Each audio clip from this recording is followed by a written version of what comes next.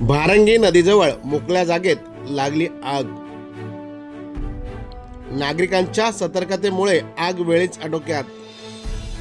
पाणी टँकरच्या सहाय्याने आग विझवण्यात आली।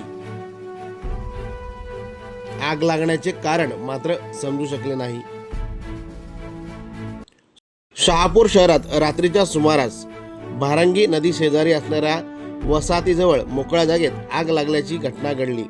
स्थानिक नागरिकांच्या सतर्कतेमुळे आग वेळीच आटोक्यात आणली।